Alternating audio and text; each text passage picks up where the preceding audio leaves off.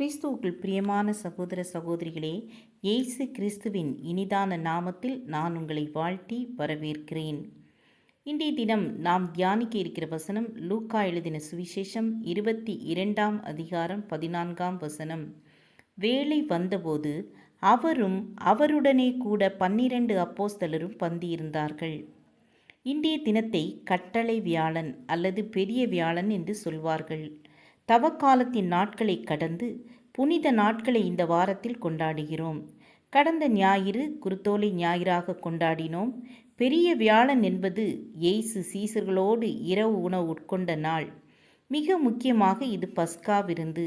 சீஷர்களுடைய கால்களை கழுவினார்.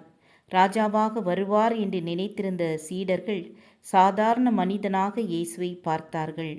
இன்றைய தினம்தான் பஸ்காவை ஆசரித்தார்கள். இன்றைய தினம்தான் அவர் காட்டிக் கொடுக்கப்படுகிறார். திருமணம் ஆண்டவர் ஏற்படுத்தின ஒன்று. திருச்சபை ஆண்டவர் ஏற்படுத்தின ஒன்று.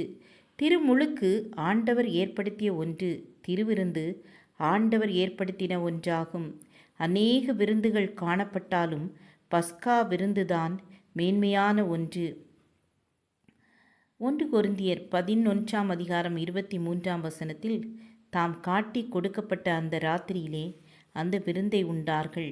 பழைய ஏற்பாட்டிலே ஆட்டுக்குட்டியை அடித்து வாசலில் தெளித்து வைத்திருப்பார்கள்.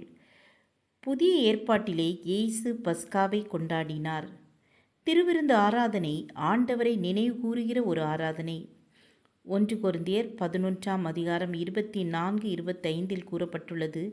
ஸ்தோத்திரம் பண்ணி அதை பிட்டு நீங்கள் வாங்கி புசியுங்கள், இது உங்களுக்காக பிற்கப்படுகிற என்னுடைய சரீரமாயிருக்கிறது, என்னை நினைவுகூறும்படி இதை செய்யுங்கள் என்றார்.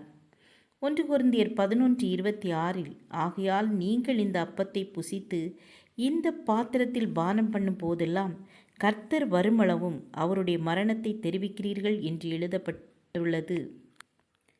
இந்த திருவிருந்து ஐக்கியத்தை நினைவு கூறுகிறது. நம்மை பரிசோதிக்கிற ஒரு ஆராதனை.